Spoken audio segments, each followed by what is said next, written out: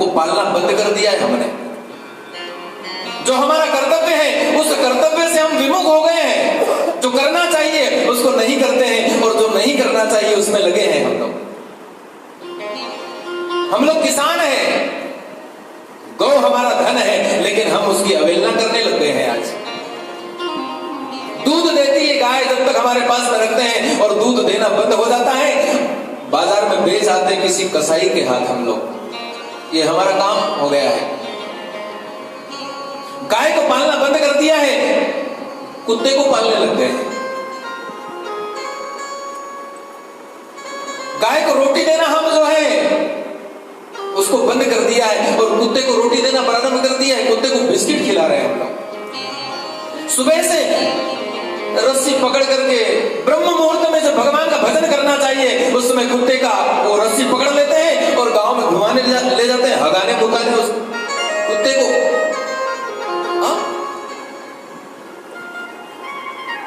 कैसे संस्कार रह गए हमारे, थोड़ा ध्यान दीजिए। पहले जमाने में जो है हमारे घर के ऊपर लिखा रहता था अतिथि देवो भव, और आज लिखा रहता है कुत्ते से सावधान। यानी इसका मतलब घर के अंदर सब कुत्ते ही रह रहे।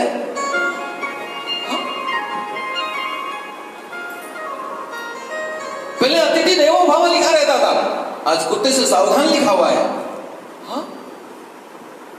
यही संस्कार है हमारे।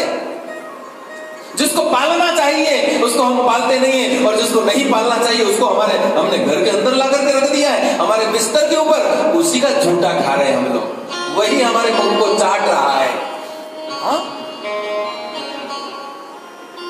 गाय हमारी माता है, लेकिन उसको बाप मान लिया हमने, कुत्ते को बाप मान लिया है, उसको माता मान लिया हमने, गाय को छोड़ दिया है हमने।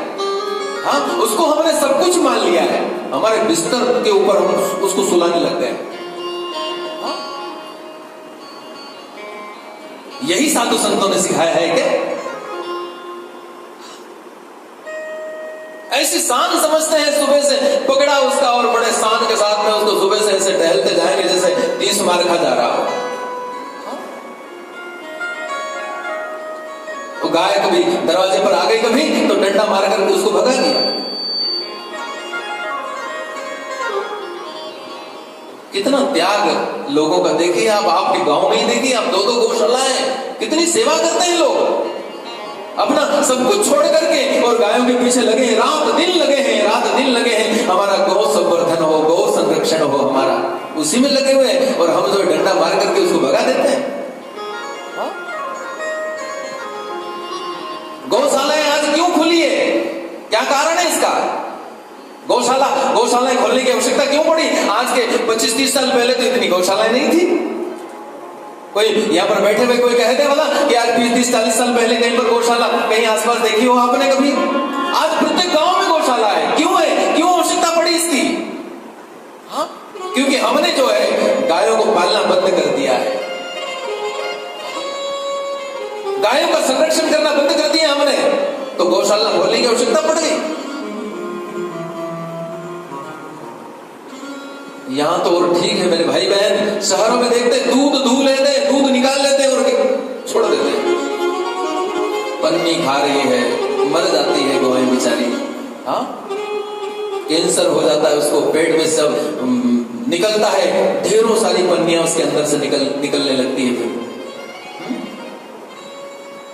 जब इस धरती के ऊपर अनाचार होता है तो वास्तव में विप्रधेनु सुसंतहित लीन मनुज अवतार तुम्हारे हमारे जैसे दुष्टों के लिए नहीं आते भगवान, हमारे तुम्हारे जैसे दुष्टों के लिए नहीं आते भगवान, सज्जनों के लिए आते हैं, विप्र ब्राह्मणों के लिए आते हैं, धेनु गाय के लिए आते हैं। यदा यदा ही धर्मस्य ग्लानिर्भवति भारत अभ्युत्थानम धर्मस्य तदात्मानं सृजाम्यहम् परित्राणाय हि साधूनां विनाशाय च दुष्कृता धर्म संस्थापनार्थाय संभवामि युगे युगे। प्रत्येक युग में केवल किसके लिए? देवताओं के लिए, उसके कार्य को सिद्ध करने के लिए, ब्राह्मणों के लिए, गायों की रक्षा करने के लिए, विप्र धेनु सुर संत संतों के लिए आते हैं, हमारे जैसे दुष्टों के लिए नहीं आते भगवान। आने की जरूरत भी नहीं है, वहीं से राम राम कर देता है वो दुष्टों को। तो संतों को दर्शन देने आता है मेरा ठाकुर, मेरा राम, मेरा कन्हैया, मेरा कृष्ण जो है वो सज्जनों के लिए आता है।